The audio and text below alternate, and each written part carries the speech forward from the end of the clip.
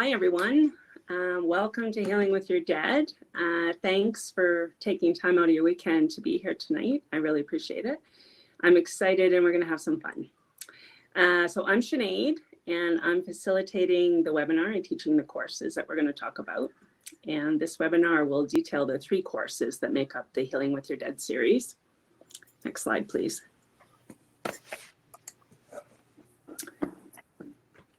So we're going to start with an introduction to me and my background, and then move into what's here for you.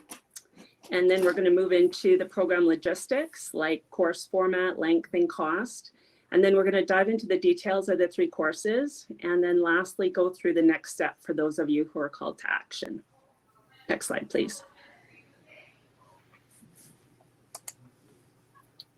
Okay, so introduction.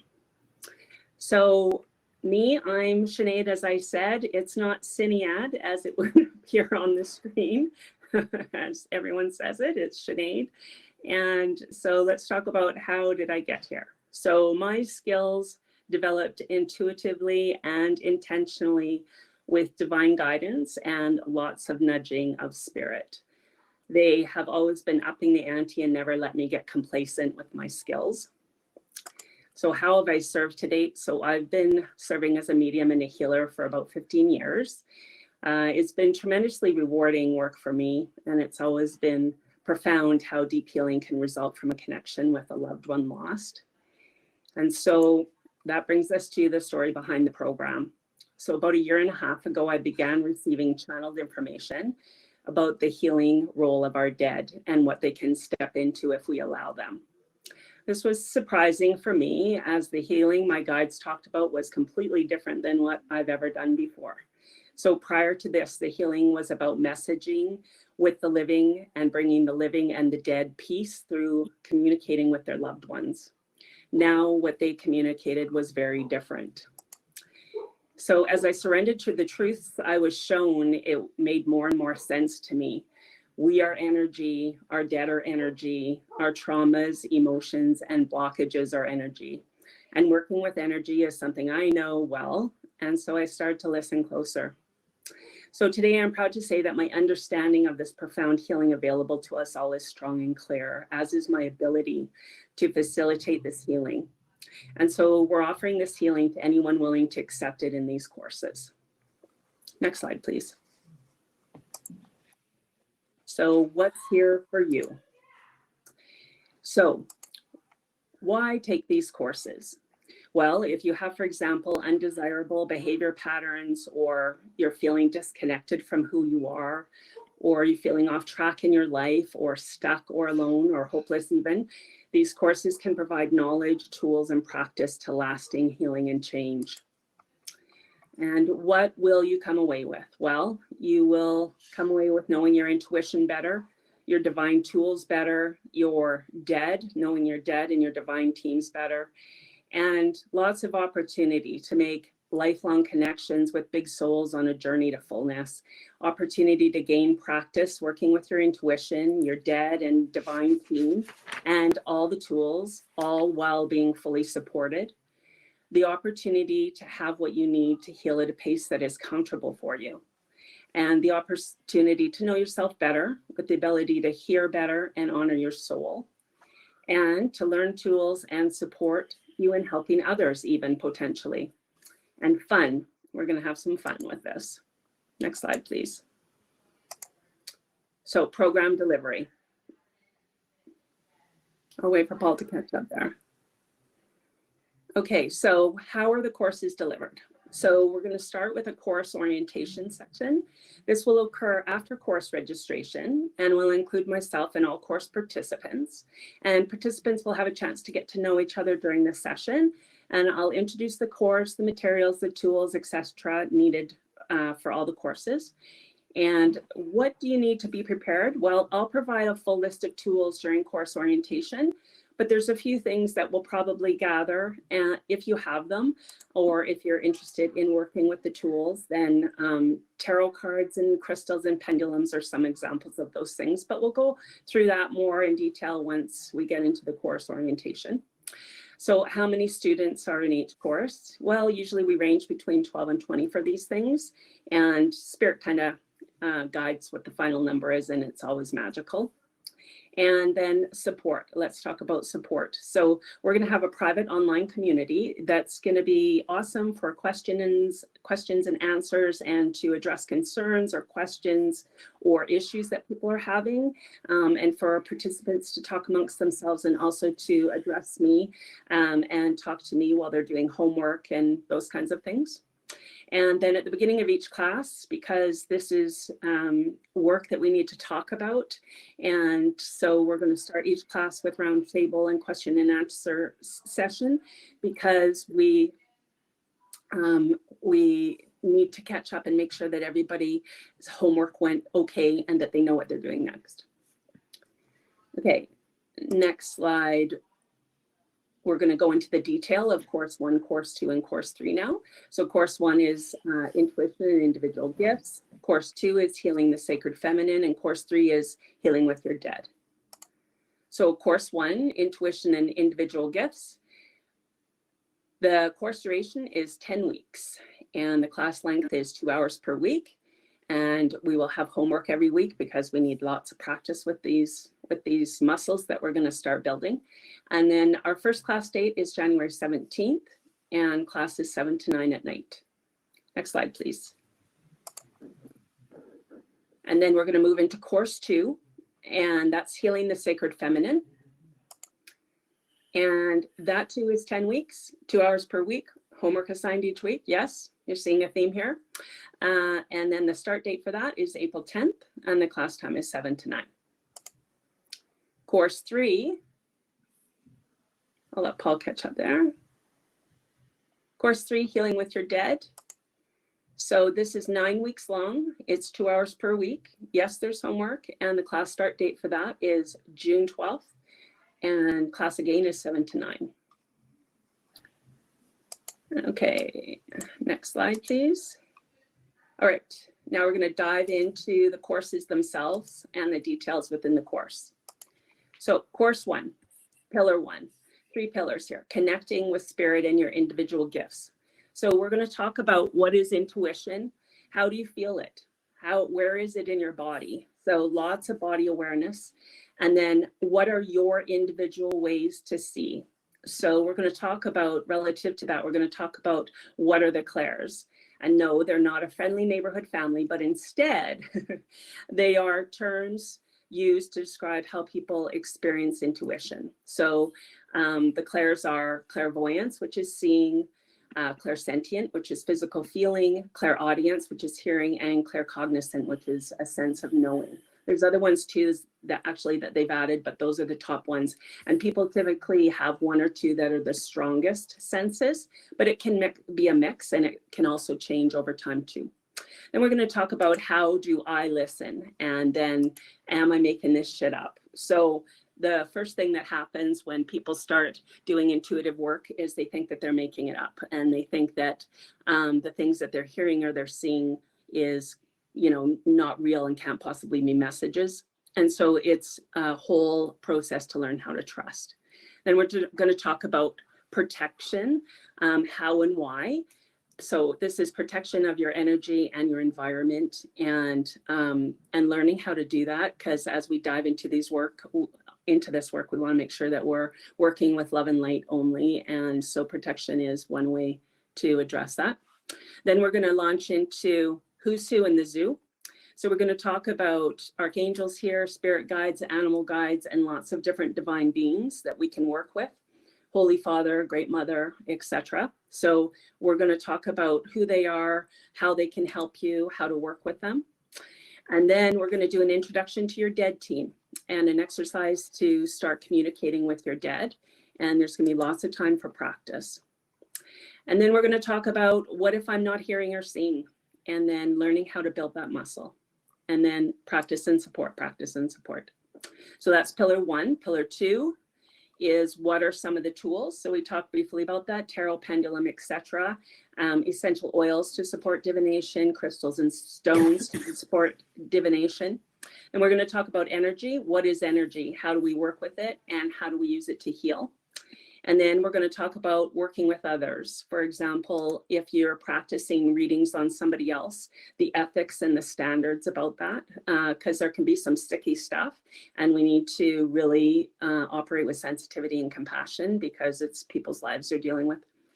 And boundaries. So boundaries, not the boundaries you think, but this is giving spirit boundaries. So yes, that's a thing. Spirit has no boundaries. They will get you all the time to communicate messages. And so when I first started doing this work, they kept me up all night long and I was completely sleep deprived. And I didn't know that I could tell them what to do. And turns out we totally can. And so I started putting boundaries around the time that I could receive messages and how I could receive them, etc. I didn't want to receive them while I was in the grocery store about the lady in front of me, etc., etc. And so, yeah, so putting boundaries in place, we're going to talk about that. And then again, more practice and support. And then we're going to move into pillar 3, which is practical application. So this is going to be group practices for intuition building, addressing successes, fears, goals, issues, etc. And then we're going to talk about where do we go from here once the course is done. And then resources to use going forward. So we have our online community and there'll be book recommendations, etc.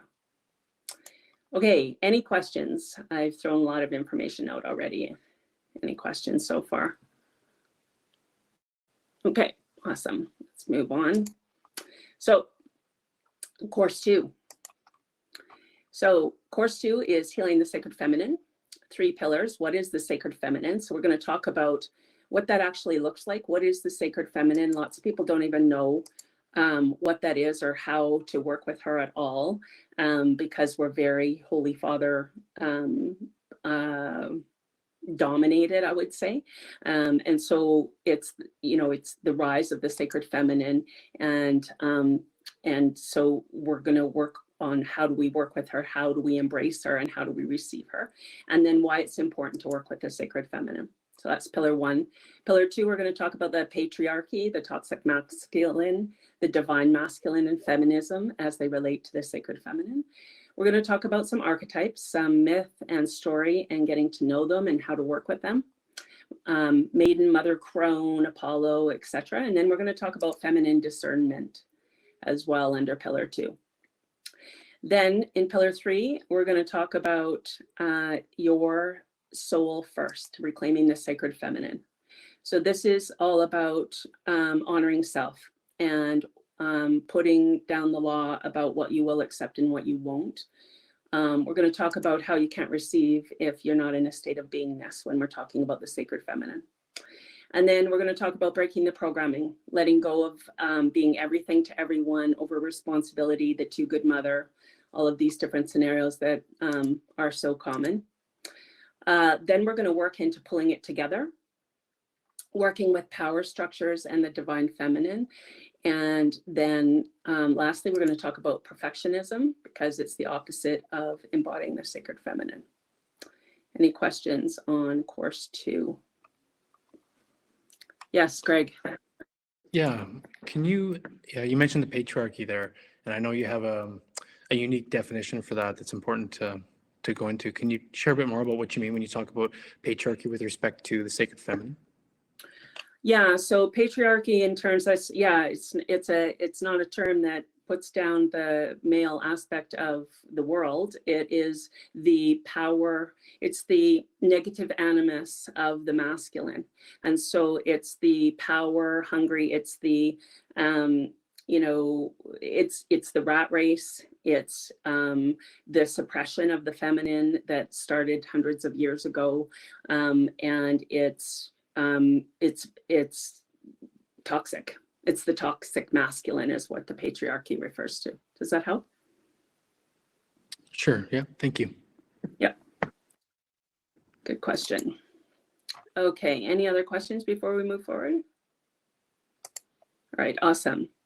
Okay. We're going to move to healing with your dead. So pillar 1, meet your dead. So the first thing to note is that you are not required, no one is required to connect to dead that you don't want to or not ready to connect with. It's really important. And I'm going to say more about that in a bit relative to some sessions that are being provided with this course. So we're going to start with the introduction to the dead. So how communicating with your dead works, how to connect with your dead, things like who do I choose, and then working with the dead. What tools do I use? How do I approach it? Always low, slow, and small is how you start talking to the dead so that you can build your trust. And then we're going to have lots of Q&A and roundtables because it's big and takes time to practice and absorb the information and to learn how to trust. And so baby steps is key here in pillar 1. And then pillar 2, we're going to talk about responsibilities of your dead. So pillar 2 is, first of all, we're going to talk about wisdom continuity and the desire of the dead to help. So wisdom continuity relates to the continuity of wisdom between generations and within our lineage. And so as a side note, when people doubt the ability for us to talk to our dead, I say that if we couldn't communicate with our ancestors, if we couldn't talk to them at all, what a waste the entire lineage would be. All the wisdom that we gained would be lost if it ended before us. And so I don't believe that for a minute. And so all of that wisdom and everything that everybody who's gone before us has learned is available to us. And so not only are they available to us, they have responsibilities. And so pillar 2, responsibility of the dead, their wounding, their fixing, their responsibility. So this is where it gets really wild and you're going to think I've been smoking something, because when the dead and the living have unresolved issues, trauma, what I know now is the dead can heal our energy. They can heal our bodies, our wounding, and it is their amends to do so. So we are not responsible for the wounding done to us. And it's not that we don't have a role in that, but we think it's only our responsibility to heal, and it's not. So that brings me to Greg and my sessions. So included in this course is 3.45 hours of individual sessions with every participant. So one with clinical hypnotherapist Greg, for those of you who are on the line, I'm sure you know Greg, and he's my teacher and my boss, really. He's going to do hypnotherapy to support each participant working with the dead. And then I will do a mediumship session with each individual to support participants' communication with their dead. So more about that in a second. Let's talk about pillar 3. So pillar 3, the challenging dead. So the complex dead and the healing potentials with the complex dead. So sometimes we have dead people that we've had issues with or that we absolutely don't like. And so there is so much opportunity for healing in these situations. And the living are often very traumatized when a loved one that they have outstanding issues with passes over, because they feel there's no hope of that healing ever occurring. And so what I know now is this simply is not true. And so it's very profound that we have this ability now. So this is where the healing can happen when we work with the dead and we build trust and we feel safe. So this is why the hypnotherapy and the mediumship sessions are so important, to provide the support for people to heal huge pain by working with those that caused it. It's mind-blowing even to me still.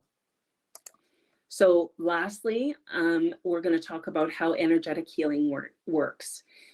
All the way backwards, all the way forwards. We're going to talk about that when we heal things in this life. The benefits that go way beyond us are unbelievable. And then we're going to talk about next steps and where do we go from here at the end of this course. Okay, any questions on course 3?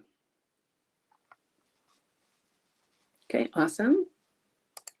So a couple questions here. Are the courses sequential? Yes, intuition and individual gifts helps build the foundation to be successful in healing the sacred feminine and healing with your dead. So we need to be really quite practiced with our intuition and being able to trust that which we don't see in the divine world with our divine teams and our dead teams before we can move into that third course. And so that's why we've ordered it that way. And so yes, each course is a prerequisite for the next course. Next slide, please.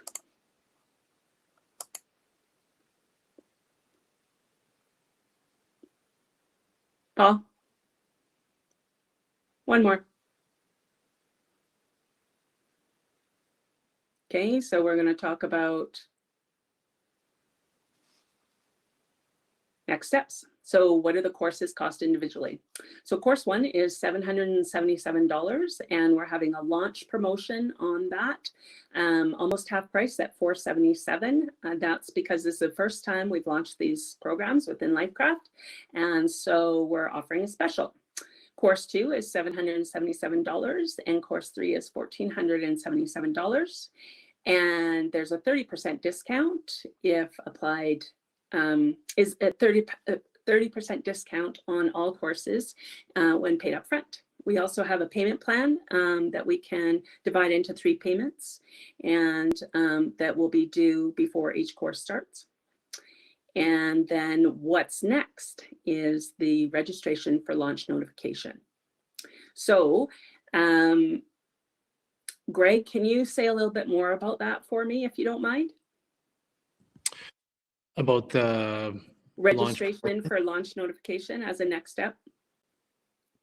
Yeah, Because so I don't think it's in the chat yet. Yeah, you're right. I'm going to drop in the chat a link, and it's simply a registration link to be added to a list. And when the course goes live, which will be in the coming week, and you're going to get an email notifying you the course has gone live, and you can be able to register if you're feeling called forward. And the reason we're taking your email now is because that launch promotion is only available for this first cohort, and we have a limited number of spots for that first cohort. And so anyone that came to the webinar is going to get first crack at jumping into those spots for that $300 off. Yeah. Thanks, Greg. You betcha. So that's the end of the presentation. Does anyone have any questions about any of that? Yeah, so at the outset of the course, like, we will gain a capacity to connect with dead within our own lives.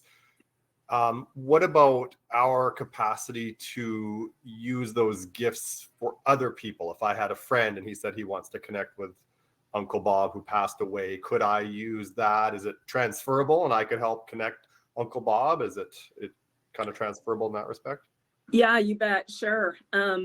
You're going to have lots of practice. So, you know, for example, with readings, not to use your example, but with readings, you could bring that person into participation in that way. But yeah, anything you learn, you can pass on. I mean, this is 30, almost 35 courses worth, weeks worth of course information. So it's a ton of information, but if you want to pass on whatever you learned to your friends, by all means, or send them to the courses when they're offered next time. One of the two. Does that help, Kyle? It does. Thank you. Yeah.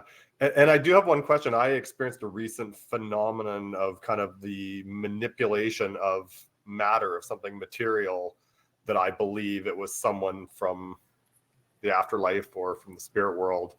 And this is not really related to the course, but I'm just out of curiosity, is what restrictions do entities that aren't of this world have in their ability to manipulate matter? Is it certain people, certain ones do, others don't? Is it limited to size? And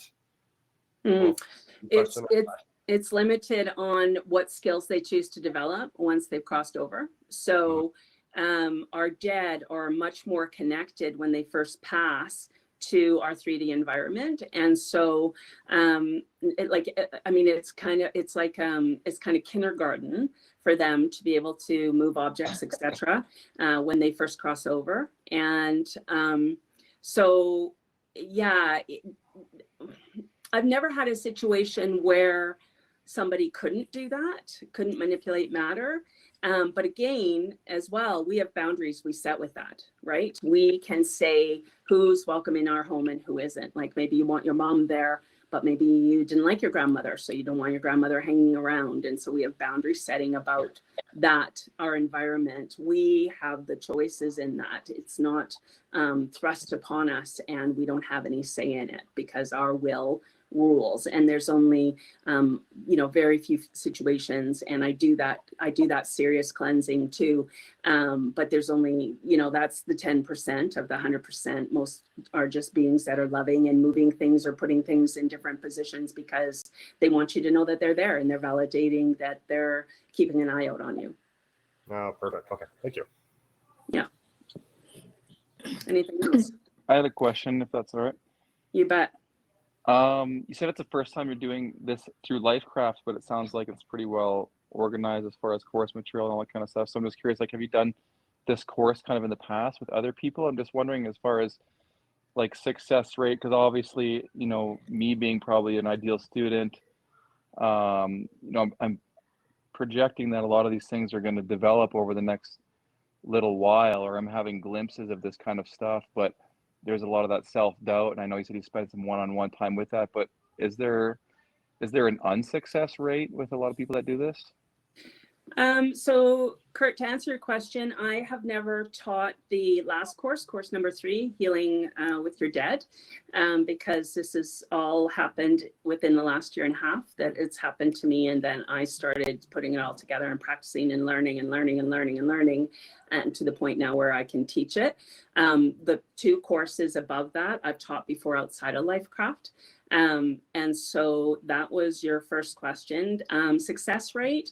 No, I don't have success rates. What I do know is that the way that I teach intuition development and teach the sacred feminine, people have success, especially once they get themselves out of their own way. Like you say, their self-doubt, they're in trust.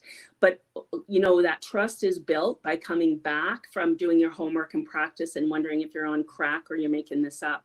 And then talking to me and everybody in the group hearing and saying, you know, no, okay, the reason why, Sue, I know that this was an actual incident for you is because of X and Y. Right. Right. And so it's, so the muscle builds different for everybody, of course, and everybody, of course, learns at different paces and has different backgrounds. That's part of what we go through in the orientation too, is what are the backgrounds? Because if there's heavy duty religious influence that has said that all of this stuff is satanic, and they're coming in right away, for example, but they're open, we're going to have a harder time getting that unprogramming through in order for them to have more successes. Right. Okay, that makes sense. Thank you. And just to second what Kyle was saying there too, I have a bit of fear built up around this because I just recently, you know, saw like a, you know, quote, psychic or medium type person in our community here recently. And it wasn't until we recently discussed some of the stuff that I've noticed some of the negative effects from it. And she was explaining, you know, as you become more powerful, I guess you become more of a target to some negative energies. And I just feel like, I don't know if it's a thing of where, like, if I don't go down that road, you know, it's not going to happen versus, or is it going to happen anyways? I don't know. But like, I've had a few, you know, things moving type events when I didn't want them to, that, you know, I couldn't sleep for a couple of days, basically. Understandable. So I have lots to say about that.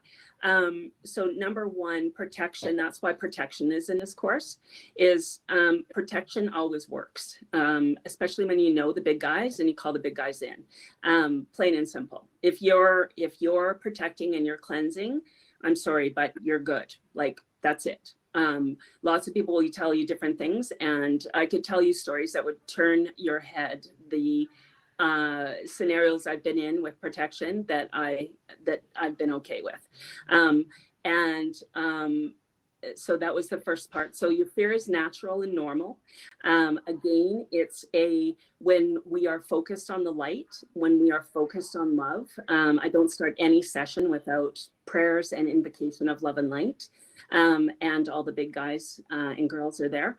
And so that's a huge part of it. Like, I don't even entertain the dark. Having said that, I do serious cleanses of businesses and homes and stuff where there's, you know, shit has been flying at my head and them trying to hurt me, and they can't, because the light is more powerful than the dark.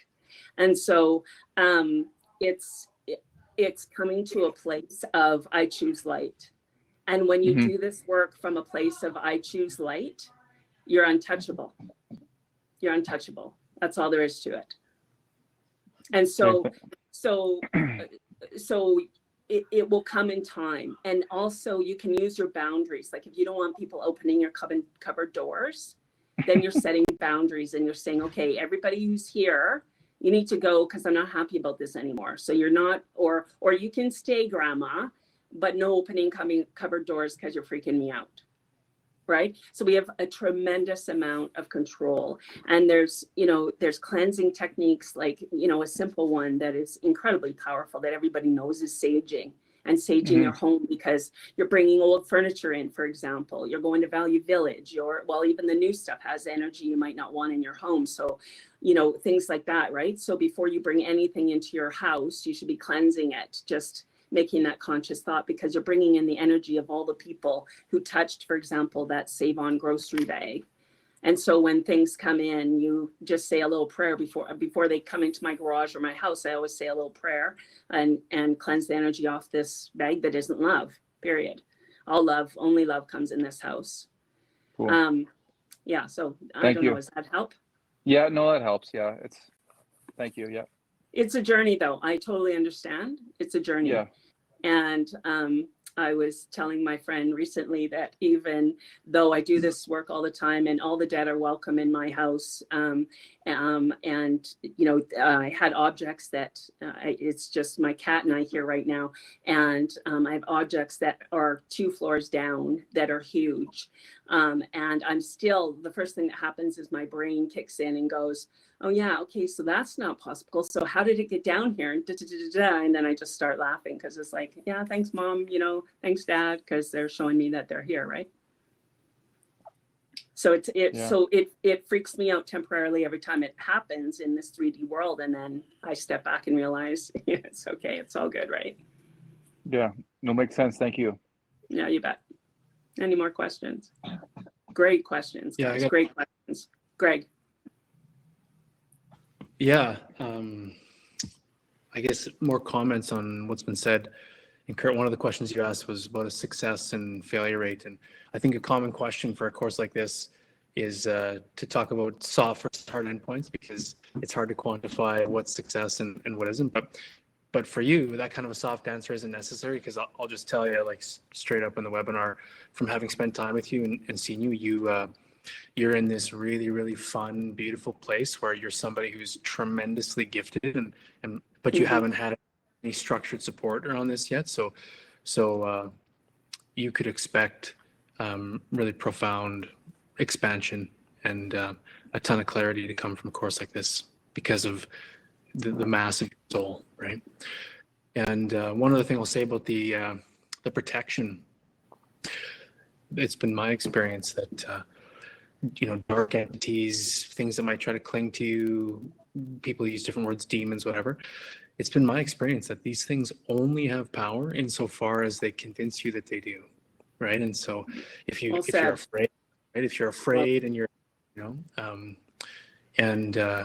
you talked about, Kurt, you talked about how if I don't start down this path, they're not going to really pay attention to me. But if I start down the path, now I'm attracting their attention, and it is true that occurs when someone who's capable of bright light, when someone who's capable of being incredibly powerful, a deep spiritual leader and healer, begins down the path of refining their gifts, you do start to get noticed. You're now the nail that's sticking out, and they will try to scare you off of that. They will try to alienate you from your gifts. They'll try to spook you with something where they're trying to make you go, oh, I don't want to touch that again. And as it turns out, if you just tell them no, then that's exactly what happens. And I've had that kind of situation happen to me personally, where somebody gives me a crystal, they say, this is for you, someone told me to give this to you, and I touch it and I get this terror or something's telling me, oh, this is not good. And then I follow up with that healer that gave it to me, and they said, yeah, this is what's going on.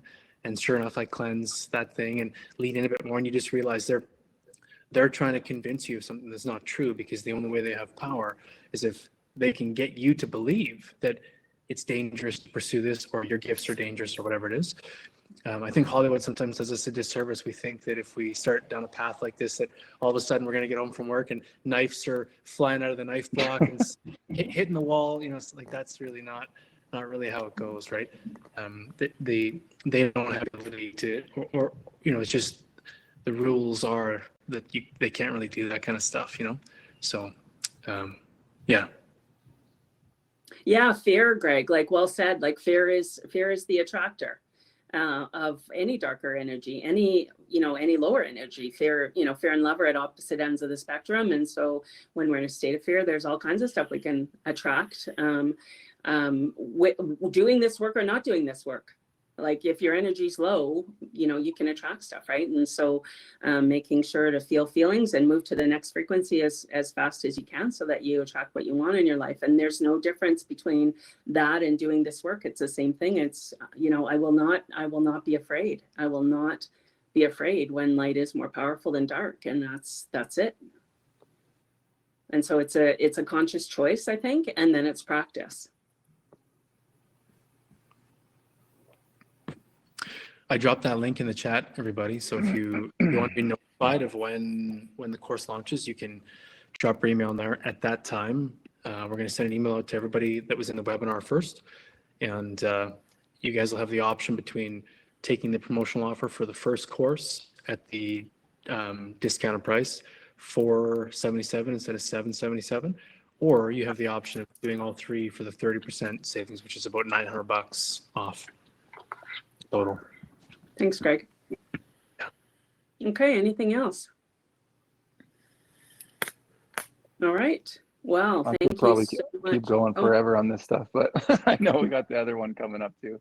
well, Go you ahead. have We got time. 15 You have time. minutes, yeah. Go ahead. If you All right. if you have Okay. more, by I'll all throw one means. more thing out there. I just contemplate this stuff once in a while, but I mentioned it to good. Greg one time too about I'll just refer to this kind of stuff as more of like the supernatural realm of spirituality or whatever you want to call it. But on the path, through ascension towards enlightenment or beyond or non-dualism, I guess you'd say, you could wrap this supernatural part up into a dualistic reality, right? Like, or any kind of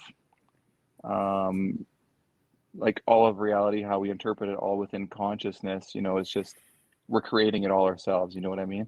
So would you say this is a step, in the right direction still towards that feeling of non-dualism, that kind of thing? Or is this like a side road that people can choose to take in the supernatural realm and bypass it, for example, if they decide not to?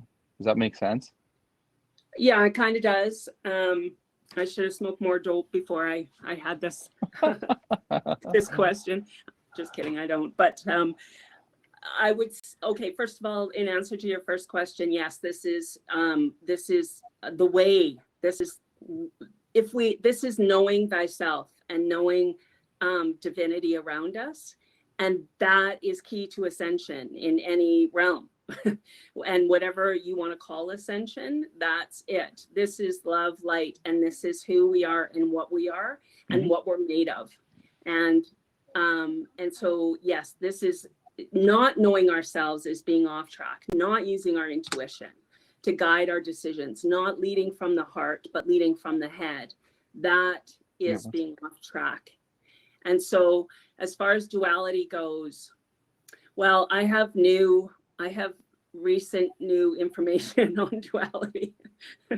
And so I'm not even kidding. And so I have different opinions than if you were to ask me last week. But what I know for sure is that within duality, when light is standing beside dark or light is surrounded by dark, that they still have no effing power. That's what I know in my head. I just have to get it into all my cellular structure. I was taken on a journey with it. And so we coexist, and there is no duality when we get to our ascended place as we move along the path of ascension. But what I know is none of that can happen until we know thyself, until we know our intuition, until we're leading and living our lives from intuition. And the patriarchy is leading from the head, and this doesn't exist, right? It's all doing, and it's all profit, et cetera, whatever the power, and not operating with the heart. So that's why, like in corporate workplaces, you can't say, well, in my heart, I feel like we should do this next, because you'll be laughed out of the boardroom. right? Because that's the patriarchy. And so for us to start, all of us to start leading from our intuition, i.e. these courses to teach us how to use our intuition and work with our divine power, is the way to ascend the planet. Got it. I like it. Thank you very much. You bet. Anything else? We still have 10 minutes if anyone has any more questions. I'll comment on that as well. It's such a good question, Kurt. It is a really good question. You know, we've all heard some iteration of that, of the Buddhist saying that enlightenment is very simple, but simple's not always easy, right? So it's like to go from this dualistic place that we live in this dualistic ego-based self-identity, to go from that to unity consciousness is very simple. You simply stop identifying with all the illusions, and you simply release all of the self-limiting beliefs, and just let go of all the traumas and all. You know, like it's very simplistic, but it's not easy. And you know, in extension of the chat you and I had before about moving towards unity, the work that we do at Lifecraft is always about helping people identify pieces of their psyche, traumas, things that they can reframe, release to come more into power and freedom. And recently, as we continue surrendering into how the universe is calling us to bring healing, I'm feeling this shift where we are allowing people to release things so that they can welcome everything back in. We're having a paradigm shift at Lifecraft, and it's just beginning, and we don't know how it's going to unfold, but it is unfolding, and we're in surrender to it. But the paradigm shift is to be free. You have to identify pieces that are holding you back and let them go, push them out. And the shift is moving from that to be free. You have to accept and just bring in everything you've ever experienced, everything you've ever been, and together that forms a complete whole within which you can be and true freedom. And so now I'm talking in a big long loop. So to bring it home, your question was, what's the connection between this course and learning these skills and moving on a path towards unity? And there are many, and it's because the simple thing to do, which is not easy, requires that you understand more than a limited material existence. It understands that you can connect with higher things, you can integrate higher things, and the gap between simple and easy gets smaller when we expand our spiritual gifts, when we release traumas, energetic blockages, things that our soul is meant to move through and then be free of, whether that's through release or unity. Either way, coming into freedom is moving us closer and closer to the capacity to hold unity. Yeah, does that make sense? Yeah, love that question. Oh, awesome. Anything else? Anyone? All right. Well, thank you all for being here and listening to me drone on there about these courses I'm very excited about. And thanks for spending time with me on this Sunday evening. And take care, everyone. Much love to you. Thank you. Thank you very much. Thank you, Yeah. Jane. Thank you. Bye, guys. See ya. Thanks.